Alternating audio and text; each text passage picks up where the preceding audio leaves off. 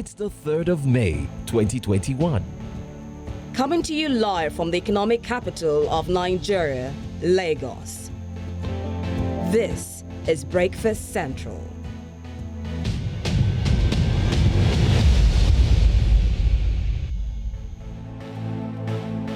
It is a bright Monday morning right here in the city of Lagos, and we are glad to have you join us for Breakfast Central on News Central. My name is Olisa Chukuma.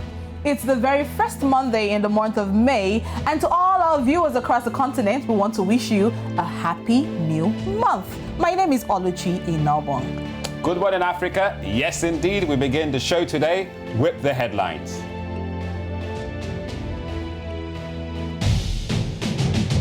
Benin, where President Patrice Talon vows not to run for another term in the country. And with the giant of Africa, we're talking about food insecurity as it worsens in Nigeria.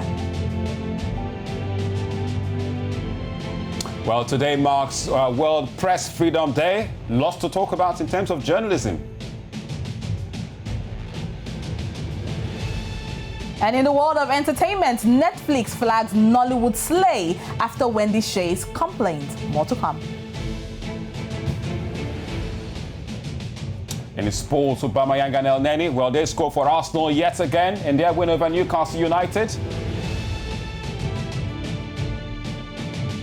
We will also catch up with our correspondent in Zimbabwe. Stay right here with us.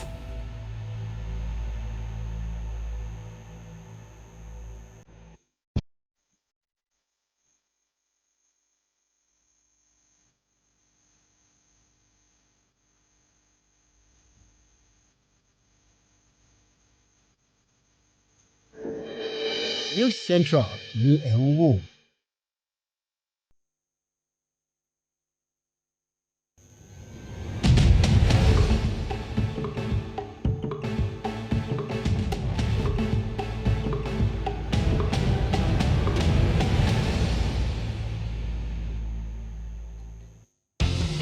Oh, newspaper. Yes.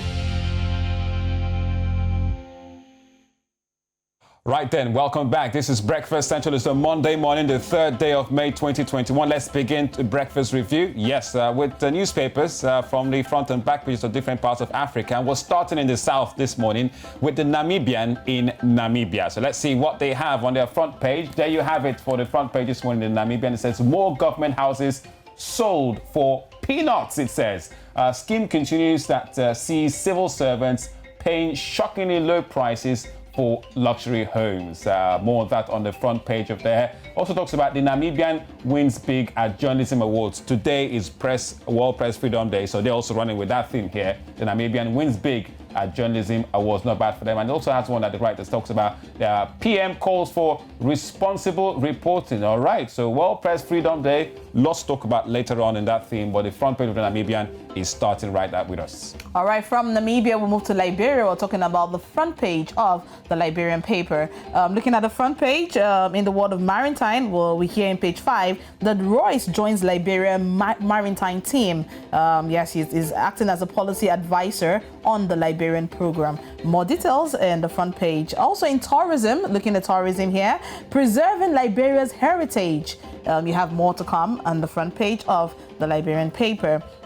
Okay, looking at the Liberian paper, you can see COVID-19 update because COVID-19 case backlog is causing headaches for us. That's what a lot of applicants are saying for the application, talking about the visa lottery. And still talking about the shooter.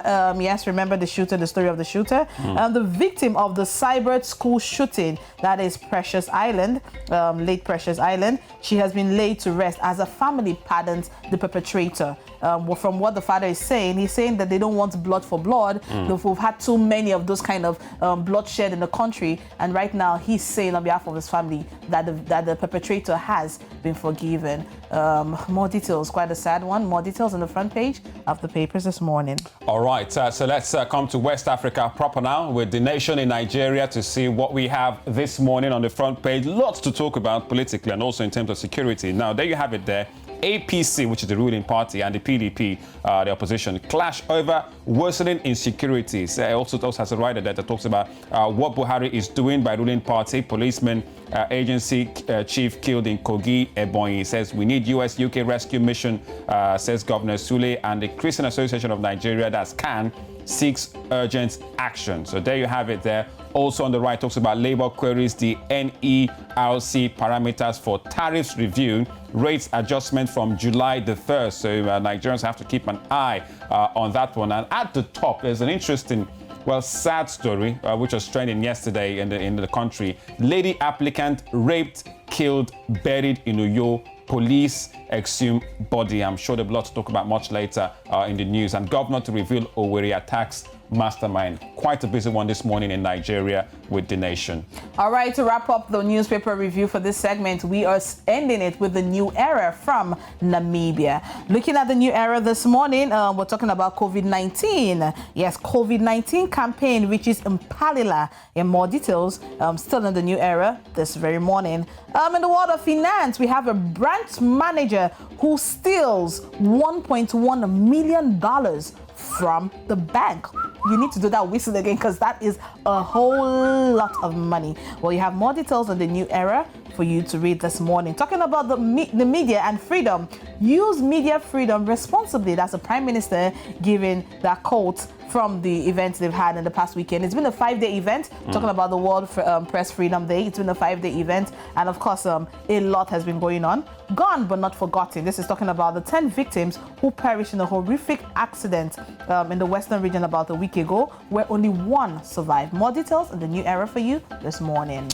Right, so that's it in terms of the morning review right here on Breakfast Central with Olisa and Oluchi. Now let's bring you some of our top stories today on the program.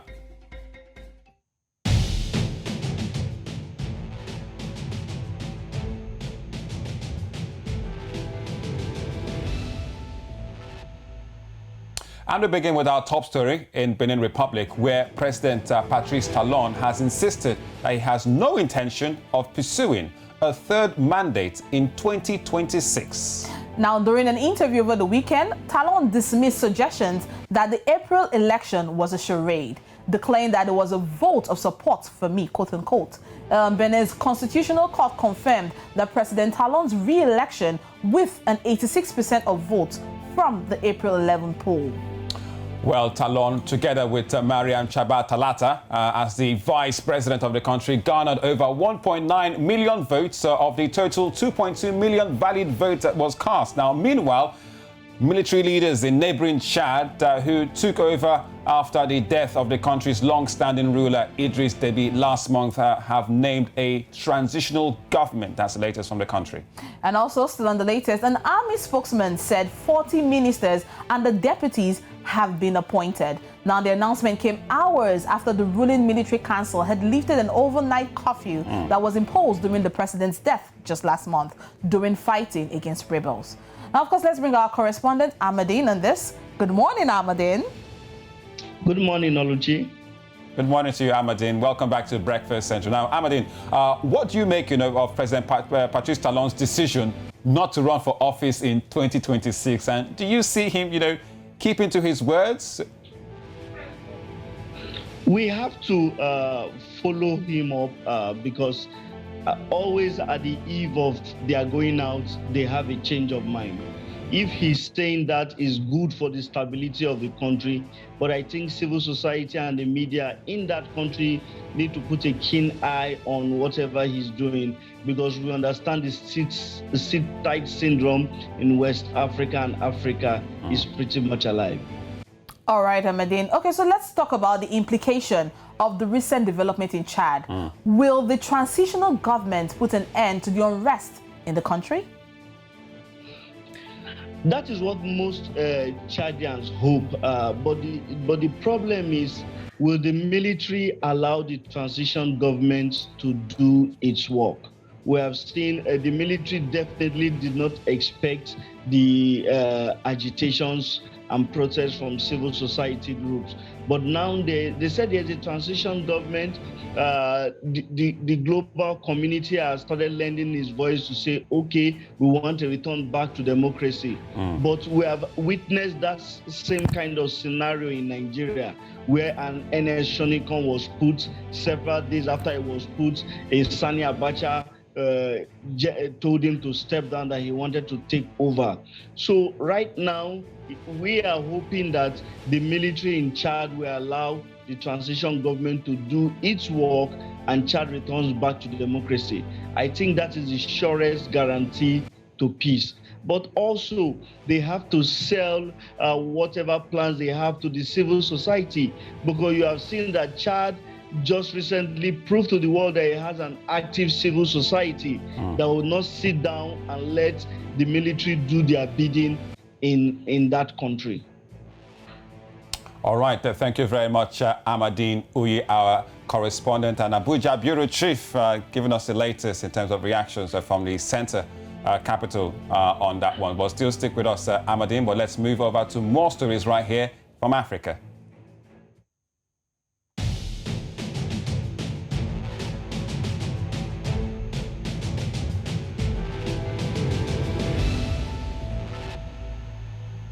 With a focus on the giant of Africa, now if you've gone shopping recently, you will notice a sudden surge in the prices of food items. Well, according to the Consumer Price Index report released by the National Bureau of Statistics, it says that Nigeria's inflation rate rose in the month of March to 18.17% from 17.33% recorded in February of 2021, which is representing 0.82% points higher than the February figures. Now, all items, less farm produce or, core inflation, which excludes the price of volatile agricultural produce, rose to about 12.67% in March 2021, up by 0.29% when compared with the 12.38% recorded in February earlier this year. Now, what do these numbers mean for the common man? Let's bring on political analyst Enameka Onyeka Obiareri, who returns to breakfast this morning. Thank you very much, Enameka. Welcome back to Breakfast Central. Good morning, Dr. Nemeka. Okay, so let's start with you, Dr. Nemeka. Can you walk us through why Nigeria's inflation rate keeps rising and it keeps getting worse? Oluchi, let's look at it critically and clearly. There are two factors that drive the Nigerian inflation. One is the force of demand and supply, and the other is external, which has to do with our foreign, the value of the naira to other convertible currencies, since Nigeria is mostly import dependent, which is very, very unfortunate. Over the last 5 years, naira to the dollar has behaved from 197 naira to today. For you to get dollar at the intake works in the E&I window or in the open window without subsidies, about 500 naira to $1. Now, the most critical is the food inflation. In fact, it's going to get worse. For most of us who are not aware, it's going to get worse. Food inflation for March is 22.9%. It will get worse as the year goes by because, one, farmers in Nigeria, from the northeast to the northwest to the north central to the southeast to the southwest to the south, are practically away from their farms because of the activities of bandits, Boko Haram in the northeast, bandits in the southwest, unknown gunmen and the terrorist men in the southwest and the southeast. So basically, remember that annually, despite the little we are doing in Nigeria imports almost about $11.3 billion worth of food commodities, which is not supposed to be so. A country with 64 million hectares of arable land mass and over 110 million adult working population is not supposed to be very so, but that is the situation we found ourselves. And it's going to get worse. I'll give you an example. I was privileged in 2016 to chair one of the biggest agro value chain processing company in the Southeast farms. Today, that company is spending huge sums of money fencing an orchard that should not have been fenced if those in authority have banned open grazing, lost it. Monies that will have been used to cultivate the farmland to employ people are now being used to erect block walls where it is not supposed to be so 4 or 5 years ago, because those that purport to govern us have refused to do the right things. It will get worse, and there's not the only thing that can save us. Remember that the rains have started falling. Farmers are not going to the farm in the northeast. They are not going to the farm in the northwest. They are not going to the farm in the Benue Plateau, who's supposed to. All right, Dr. Nemeka, this is why I bring on Amadine, our Abuja correspondent, who is still with us right here on Breakfast International. Amadine, you have been at the forefront covering these latest insecurity stories across the country. Can you say that the sudden increase of insecurity has now led to the high cost of food items right now as we speak in Nigeria? I think Dr. Nemeka was spot on. Okay. Remember that when these new service chiefs were, when they were appointed, when President Muhammadu Buhari was inaugurating them, the key demand he gave them was that the rains are coming and ensure farmers return back to their farms. It's been several weeks and months. What we should be doing is giving an appraisal of their efforts so far. Have they been able to successfully stop farmers, stop the bandits, the unknown gunmen, the terrorist militia that attack farmers at the farms? Have they been able to stop them from unleashing mayhem on innocent farmers? Just a few days ago, I visited some farms around the federal capital, some women farmers, and they kept on ringing one message, sounding one message, saying we cannot access our farms alone because of the fear of herdsmen that rape, that pillage our goods and the rest. So just as Dr. Nemeka said, if farmers cannot go to farms, then you cannot stop the inflation in foodstuff. Don't forget, only recently, Nigerians were complaining about the cost of onions which is grown around the Gombe axis and the rest. Nigeria said that one onion cost or was getting the cost of almost 200 naira. And that 200 naira could give you about 4 or 5 onions just how many months ago. So you say it's a ripple effect. It has begun selling on the price of foodstuff, and which automatically is a measure for the price of inflation and the effect of inflation on the rural masses. Wow. All right, Dr. Nemeka, I mean, I know you've talked about the economic implication that this whole situation has caused for Nigeria as a whole. But also, before we go on, before we let you all go, we need to understand in terms of some of the implication, especially when it comes to the international support that it seems that we're asking for. Now, this support, is it coming for free or is it coming at a cost? And that cost, are we paying it now or we're paying it at a later time? Please walk us through the implications of that. Aluchi, we are very insincere in this country. We don't need any foreign support to do the right thing to fix this problem. Very simple. Ban open grazing. Total ban on open grazing. And empower the people and the communities to do what we call citizen enforcement. Once you ban it, let me tell you, any cow, because these things started happening over 6 years ago. The Fulanis that we used to carry cow over Nigeria weren't this violent. What we are seeing now are the influx of terrorists from Mali, from Senegal, from other parts of the world, hiding under the name herdsmen. Ban open grazing. Ban open grazing totally. Enforce it. Let the citizens tell them, if you see any cow entering any fowl, any farm, whatever, get the cow down, take it out. It will Dr. Nemeka, that's going to be tough. I don't want us to go back to all that rugged discourse. But, and the second one. Okay. And the second one. I've given this instance before. Agro-pastoral scheme, as we have it in Sudan and Ethiopia. Okay. Look at Netherlands. I gave us an example. Only 1.6 million cows. They are producing 12 billion liters of milk, 800,000 tons of cheese. They export $7.9 billion worth of dairy. We can do it here. We can. If only we are sincere ourselves. Thank you very much, gentlemen, for coming on the program. Amadine Uyi, our Abuja correspondent and bureau chief, and Dr. Unemeka Obiariri Onyeka, another returnee right here on Breakfast Central. We'd love to have you once again for your opinion. So it looks like insecurity is clearly not affecting our pockets and the food we put in our mouths in terms of inflation. Thank you very much for coming on Breakfast. Thank you very much. All right.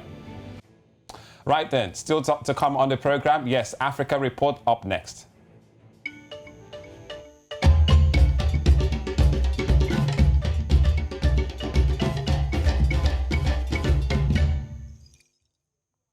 It is now time for Africa Report. Lala, is it World Press Freedom Day? Which it is. How is it going over there in Zimbabwe? Good morning to you, Lala, first of all. Good morning and happy World Press Freedom Day. Well, today I'm not going to be talking about World Press Freedom Day, but I'm going to be talking about a rather very important day that was celebrated on Saturday, the 1st of May, 2021. This is World International Workers' Day. Well, I spoke to Trade Union President Peter Mutasa about this important day and how workers in Zimbabwe commemorated this day, and how workers in Zimbabwe generally feel about this day.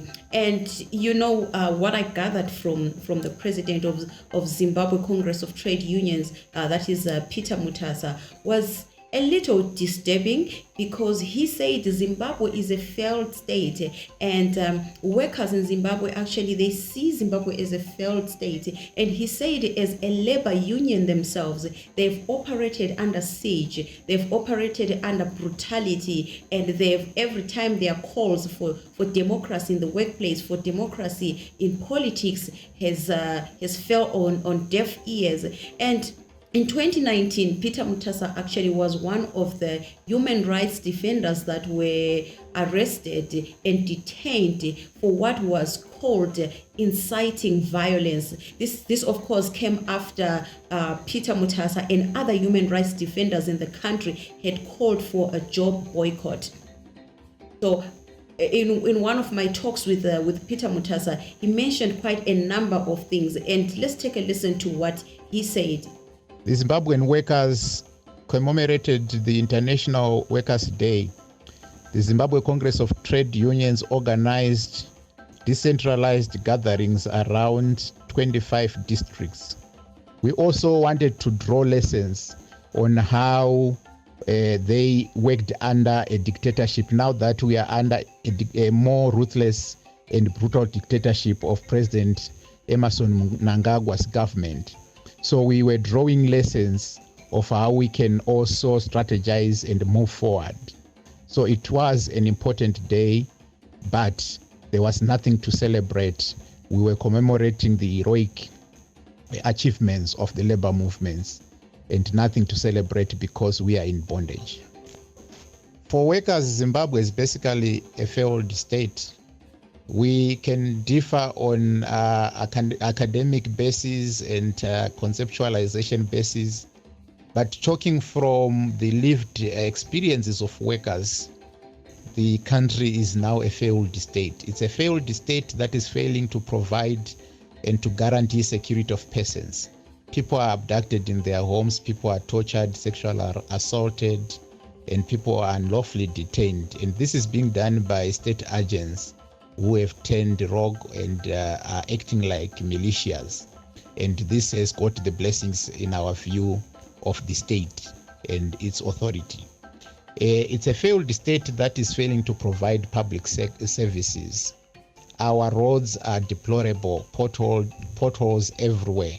And you know, to add on to what we heard there, Peter Mutasa saying, the president or the leader of Zimbabwe's main opposition political party leader, President Nelson Chamisa, also echoed the same sentiment about having salaries in the US dollar. He called on all employers to actually pay their employees salaries in the US dollar. Back to you. Ala, our correspondent from Zimbabwe. It's a coincidence, I mean, that they're celebrating the International Workers' Day while here in Nigeria we have a public holiday for May 1st being Workers' Day, and we had a lot of celebrations on Saturday concerning how even in Lagos State here, the Center of Excellence, we had the Lagos State Governor, there was march past, and there was a lot of parade and appraisal on how the workers ought to be celebrated each year. And that's why they're at home today, chilling. Yes, but while we do the work, we're still Workers' Day to everyone, are all the same. Right here on Breakfast Central, we still have more to come right after this break.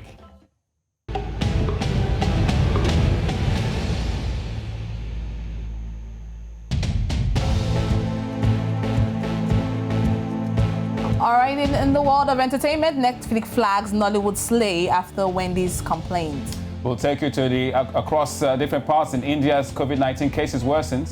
And of course, COVID-19 update on Breakfast Central.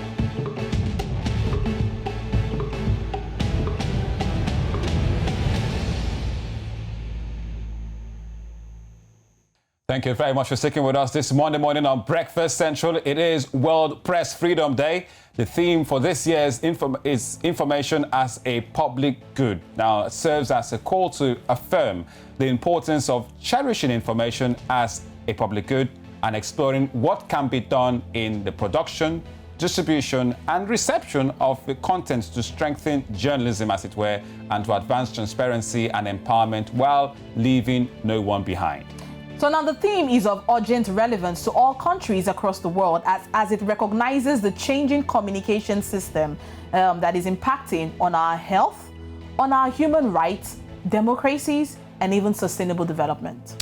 Now, to really underline the importance of information within our online media environment, World Press Freedom Day 2021 will highlight three key topics. One, steps to ensure the economic viability of news media, which is quite important. Number two, mechanisms for ensuring transparency of internal companies. And three, enhanced media and information literacy capacities that enable people to recognize and value as well as defend and demand journalism as a vital part of information as a public good. Now, let's now bring on our very own Sulaiman Alede this morning on Breakfast, and Dr. Augustine Okoli, a former director of National Orientation Agency, which is the NOA, Enugu State. Gentlemen, welcome to Breakfast Central and good morning to you. Good morning and welcome. Good morning. All right, gentlemen. Now, is there really freedom of press in Africa? Now, let me start with a response from Dr. Augustine. Well, good morning, ladies and gentlemen on the studio. Happy Press Freedom Day. Your question is straightforward, and my answer is going to be straightforward. In Africa, in Nigeria, hardly can you find a country that allows unfettered, unencumbered press freedom, as it were. This idea of secrecy, Official Secret Act, and the hiding under different cells to try to, cut down on freedom of the press and freedom of individual opinions has actually been the bane of the pressmen, both in the electronic and the print media. Even now, there's a very heavy threat by Nigerian new media, or the one they call the social media. So my answer is that there is no press freedom, not even talking about absolute freedom. Okay. All right. All right, so Suleiman, do you share the same sentiments that Dr. Augustine has just put out? Well, I beg to differ. I beg to disagree. I sincerely, with all honesty, as a practitioner, still think that there is press freedom to a large extent. Sometimes we are swayed by what we see in other parts of the world. In Nigeria specifically, where I am at the moment, I'll say to a large extent, there is press freedom. Time was when you can't actually, because he used the word absolute. So it might not be absolute freedom. And I think anywhere in the world, you don't have what they call absolute freedom. And that is why there's always been the debate between freedom and determinism in philosophy. Okay. So there must be some kind of restraint. So quickly here, time was in Nigeria where you can't say some things. I can possibly actually query the government today. I can be very critical of government policies and even officials, and nothing will happen to me. Time was when that wasn't possible. So to a large extent, we must give it to Nigeria. But the question was too large. When you said in Africa, there are places where definitely you still have such restrictions. But in Nigeria, I think Nigeria is showing the light. What we've seen recently, I'm sure what Dr. Augustine is alluding to, is the kind of rules guiding electronic media. But if you look at it, these are laws and rules guiding the media, especially electronic media. So if the practitioners don't want such and they feel that it is obsolete, then they can also have, in their meetings, see how they can actually put that before the regulatory body and, expunge such. So for that, I think Nigeria is headed somewhere better. All right, we're talking not just Nigeria, but also African context. Now, this question goes to both of you, gentlemen. What steps needs to be taken to really entrench total press freedom on the African continent? I'll start with you, Dr. Augustine. Well, first and foremost, I have to disagree with Alede about press freedom here, both from the time of the military regimes and even from 1999 till now. We are enjoying a little bit of freedom, but freedom is a natural thing. Freedom as expressed by Americans, by everybody, by democracy. Yeah. Let me answer your question now. In Nigeria, in the world, in Africa, press freedom is something that the people, because we're talking about the fourth estate that represents the people's opinion and expressions, full expression, free speech, and expression of public opinion and personal opinion. So the people have to be mobilized, the people have to be aware, have to be educated to know their rights. Okay. And they have to be actually activated and passed. And you see, the Freedom of Information Act is not fully implemented. There's some still some kind of restrictions. So freedom should be freedom. It's not half freedom, not quarter freedom, but full freedom to expression. All right, so perhaps you can agree with Dr. Augustine this time without begging to disagree, right? I think they don't give you your freedom, your rights. Freedom is human right, speech. The fella says that you can't dash me my human rights. So they don't give you half of it, and they withdraw some. I used to work and speak to government. Okay, Sulai, I know Suleiman has one or two things to say about this. Sulai, so what do we need to do, to really get press freedom entrenched in Africa and indeed in Nigeria? What do we need to do quickly before we let you go? I think we already have things in place. And when we talk about the Freedom of Information Act, the thing is, have we decided to activate that? Have we accessed that? Many journalists, most of my colleagues don't even go close to that. So if you've ever done that, you'll be amazed that most of these agencies and parastatals in Nigeria will give you the information you do need. While it might not be everything on every time for everybody, but to a large extent, these things work. I'll give you an instance. For instance, in the UK, there are things that you will never hear the press talk about, whether it's about the monarchy, they will not go there. These are about, culture and tradition. So, but in Nigeria, we talk about almost everything and anything to a large extent. We get into the law courts and we report about proceedings. There are places in this world, in Europe and America, where you dare not even get close to the law courts. You can't get access. So sometimes we try to paint Africa as, the bad continent. But in to some extent, we're doing better than Europe and America love the continent or hate the continent in the aspect of press freedom. In the aspect of press freedom, some countries on the continent are doing well. So all we're asking now, if you look at the theme, information for public good, we're talking about fake news. How well can we get information that will be for the utmost good of a people? And now we're talking about the world. And that is why the theme for this year's World Press Freedom Day is very apt. And it's coming at a time whereby a former president of the United States of America almost maligned and untwisted the press into believing that whatever the press was doing was bad news. We no go there. No, just push our face, go on for now. But thank you very much, Sulaiman Alede, News Central's very own, yes, and also host of Village Square Africa. You want to catch Sulaiman much later today. I'm sure he has lots to talk about that. And Dr. Augustine Okoli will join us on Breakfast Central. Thank you very much, gentlemen. Thank you. Right.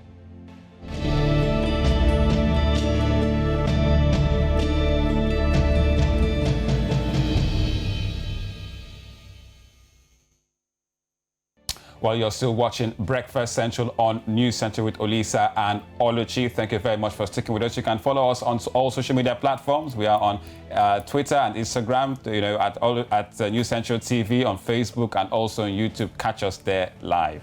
Already, COVID-19 virus is still spreading, and this time the surge in India is one that requires great attention, as the number of cases in the country has surpassed 18 million. Bernard Kede now joins us for more COVID-19 updates. Hello, Bernard. Good morning, Oluchi. Good morning, Olisa. I feel bad that I have to bring you guys bad news concerning COVID-19, but do permit me this time to step out of the continent and go into India, like Oluchi has rightly mentioned. Now, India precisely has yesterday recorded its highest daily coronavirus death toll since the pandemic began, a day after it became the first country in the world to register more than 400,000 new cases in just 24 hours period. Now, the country's health ministry said about 3,689 people have died within the past 24 hours. Very staggering. Now, hospitals are battling to treat patients amid a chronic shortage of beds and medical oxygen.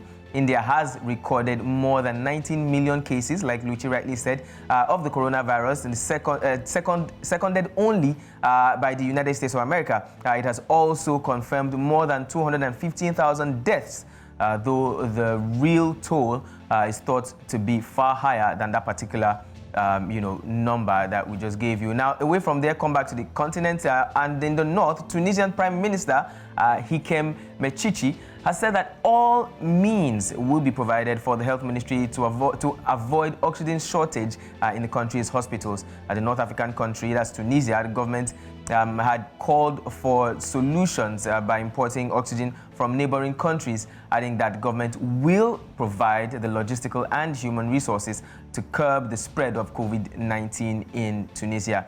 He's also expressed his thanks to neighboring Algeria for supporting Tunisia in the health crisis by providing large quantities of medical oxygen. Before we go, I'll quickly give you a rundown of the indices on the continent. Now, so far, Africa has reported over 3.6 million cases, over 105,000 deaths, and over 3.2 million recoveries, and has also carried out over 33.3 million tests. Do remember to always wear your mask and social distance and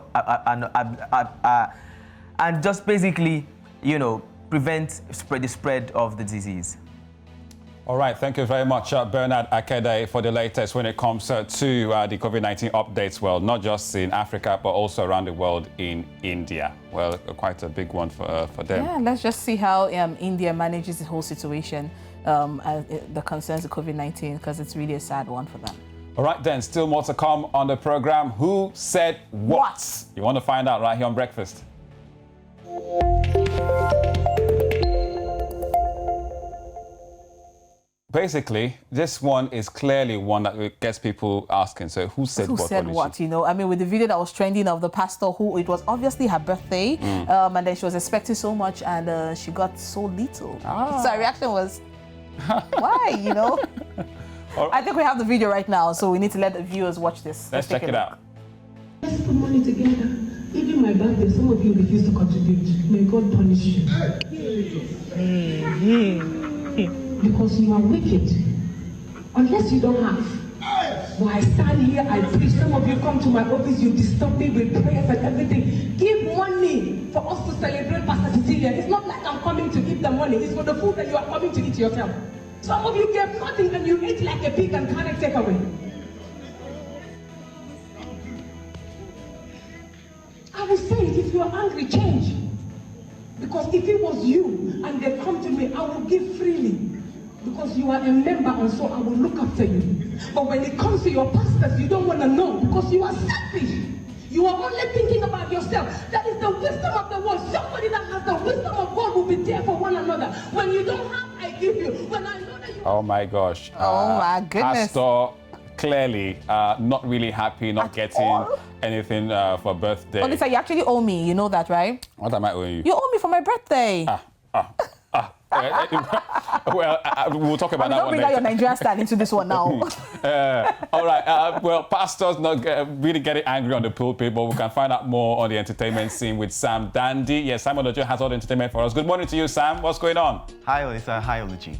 So, right, let's get into entertainment. You know, the weekend is always cool for us because there's a lot of gist. So now what happened is over the weekend, a Ghanaian artist, right, called Wendy Shea, she put out on social media, you know, on Twitter and Instagram, complaining about the fact that, you know, her song was featured in the movie and she got no credit for it. Now this is, of course, we all know that this is intellectual property. Now the film Slay was put on Netflix on the 26th, it premiered on the 26th, and in fact it was already #1.